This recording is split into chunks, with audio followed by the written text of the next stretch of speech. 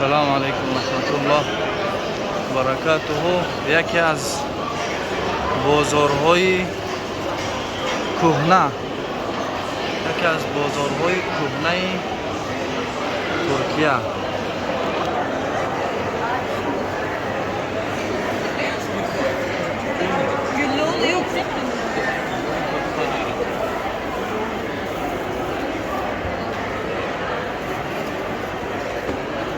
در اینجا هر چیز هم هست. اعوذ بالله.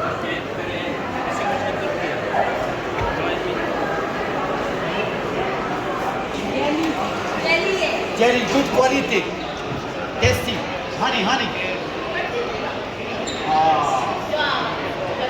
love you.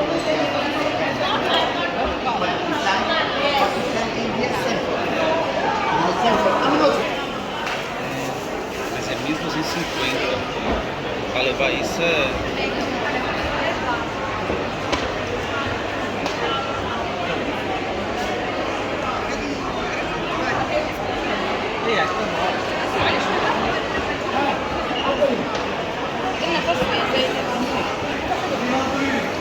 شیرینی ها.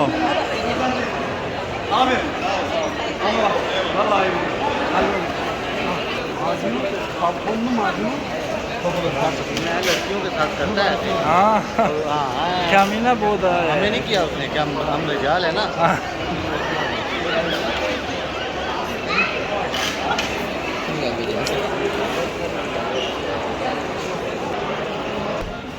اینایی شفران زعفران.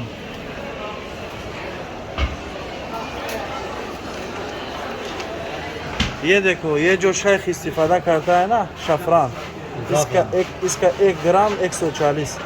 नहीं क्या है ज़ाफ़रान 1 ग्राम से 140 सोमा है.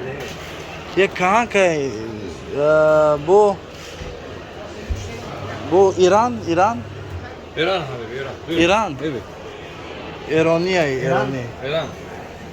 ये सबसे क्वालिटी ये है ईरान. पाकिस्तानी वाला पाकिस्तानी Pakistan'dan. माफी Assalamualaikum. بازار طلا و نقره.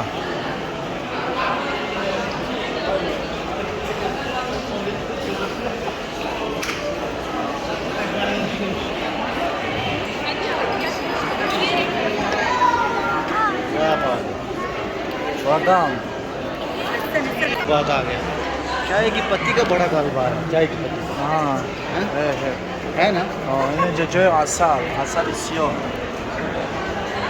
तो मुझे भी बताओ ना मैं चैनल चलाऊँ